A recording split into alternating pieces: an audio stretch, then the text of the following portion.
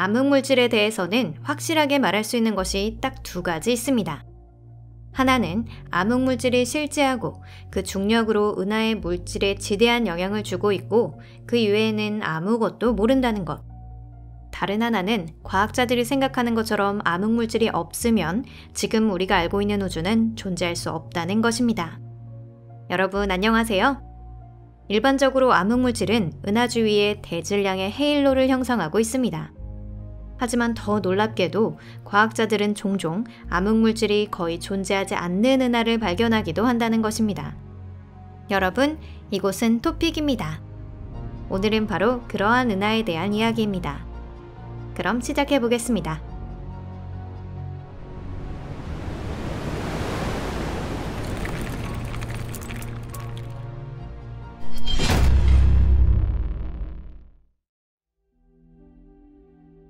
암흑물질은 어디에 숨어 있나? 암흑물질은 현대 천문학에서 최대급의 수수께끼로 여겨지고 있습니다. 중력에 의한 영향을 제외하면 일반 물질과는 일절 상호작용하지 않는 것이 주요 특징입니다. 암흑물질은 가시광선 등의 방사선을 전혀 방출하지 않습니다. 그 때문에 어떻게 관측해야 할지, 애초에 그 정체를 어떻게 이해하는 것인지조차 알 수가 없습니다. 우리가 유일하게 할 수 있는 일이라고는 우주 어디에 가장 큰 암흑물질 덩어리가 있는지를 알아내는 것뿐입니다. 아까도 언급했듯이 암흑물질은 주로 은하를 둘러싼 헤일로에 집중되어 있으며 은하 내부에는 극히 미량밖에 포함되어 있지 않습니다. 전문가들은 태양 주변에는 암흑물질이 1g도 존재하지 않을 것이라 추측하고 있는데요.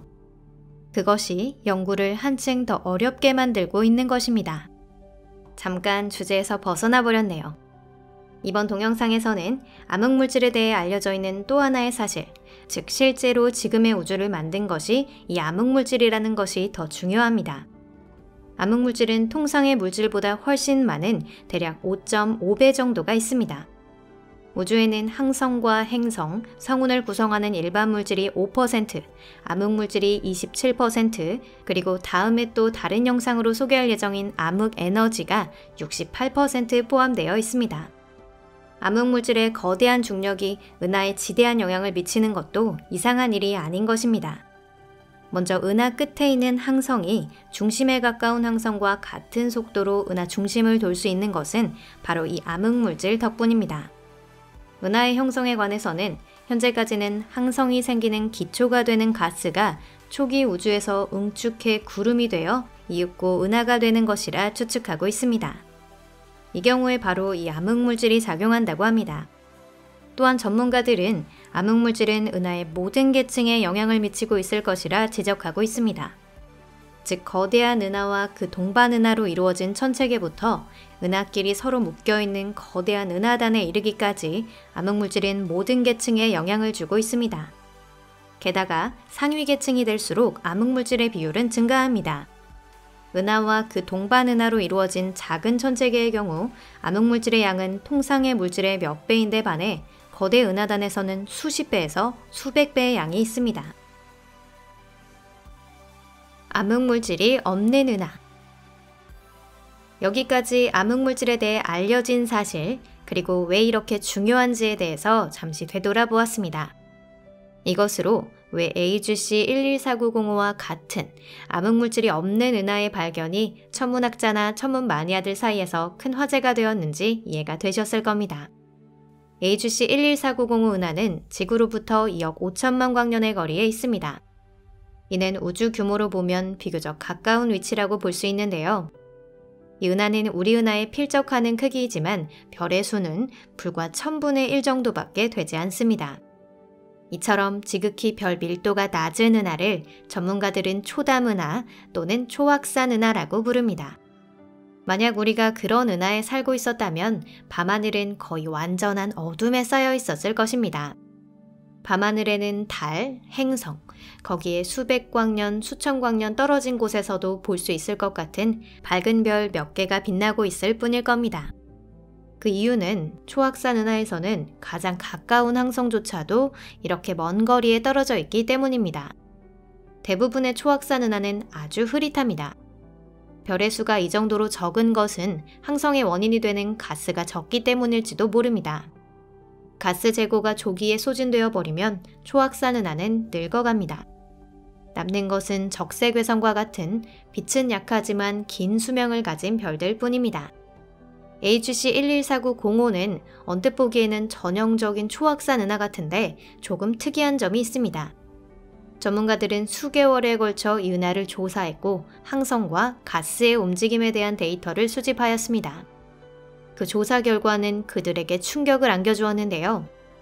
무려 HC 114905에는 통상 있어야 할 암흑물질 헤일로가 마치 존재하지 않는 것처럼 보였던 것이죠. 어떻게 그런 일이 있을 수 있을까요? 반복해서 말씀드리지만 현대의 개념으로는 은하 형성에 결정적인 역할을 한 것은 바로 이 암흑물질 헤일로였을 것입니다. 이러한 은하가 발견된 것은 이것이 처음은 아닙니다. 이전에도 고래자리 방향으로 20메가파섹 정도의 거리에서 NGC 1052-DF2라는 은하가 발견되었는데요. 이 은하도 암흑물질 헤일로가 전혀 없는 것처럼 보였습니다.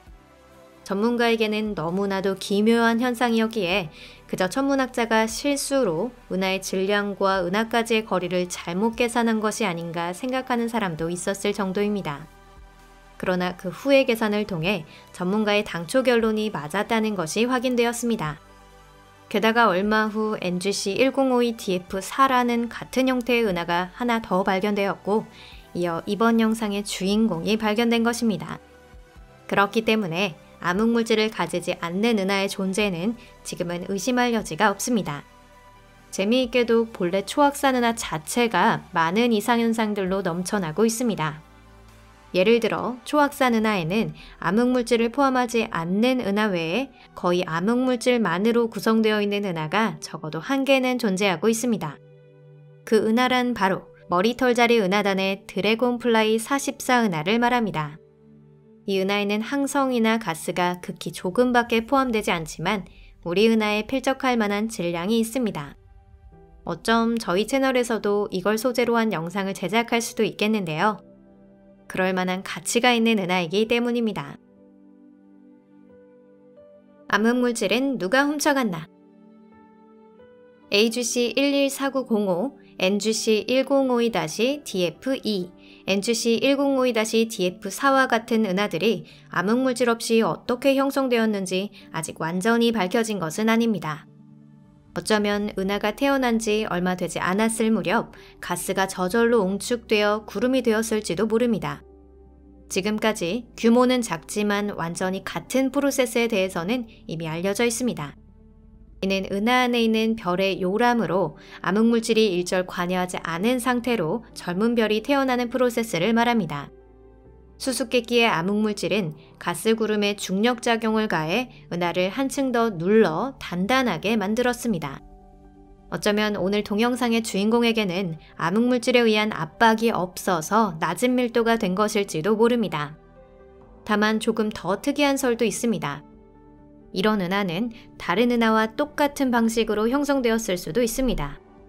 즉 원래는 충분한 양의 암흑물질이 포함된 구역이었지만 머지않아 어딘가로 사라져버렸을 가능성도 생각해 볼 수 있는 것이죠. 그럼 어떻게 이런 일이 일어날 수 있을까요? 은하는 자주 충돌합니다. 일반적으로 은하끼리 충돌하면 합체하거나 물질의 일부를 교환하는데요. 그때 교환되는 물질에는 치우침이 있습니다. 질량이 큰 쪽의 은하는 작은 쪽의 은하로부터 많은 항성을 빼앗아 한층 더 비대화합니다. 그러면 AGC 114905가 과거 다른 은하와 충돌했거나 혹은 더 정확히 말하면 암흑물질 헤일로 부분이 다른 부분과 접촉해서 헤일로가 거의 완전히 상실되어 버린 것은 아닐까요? 오늘 영상은 여기까지입니다. 끝까지 시청해 주셔서 감사합니다. 영상이 마음에 드셨다면 좋겠습니다. 물론 AGC 114905가 암흑물질을 잃게 된 경위나 원래 암흑물질이 있었는지의 여부를 현재로선 정확히 알 수 없습니다. 하지만 과학은 같은 장소에 머물러 있지는 않습니다. 어쩌면 최신의 연구를 통해 마침내 수수께끼를 풀 실마리를 잡을 수 있을지도 모릅니다. 그와 함께 암흑물질이나 그 정체에 관한 많은 의문이 풀리게 될지도 모르겠습니다. 채널 구독과 좋아요도 꼭 눌러주세요. 그리고 이 동영상을 SNS로도 공유해 주신다면 감사하겠습니다. 그럼 다음 영상에서 뵐게요. 재미있는 화제는 계속해서 이어집니다. 안녕히 계세요.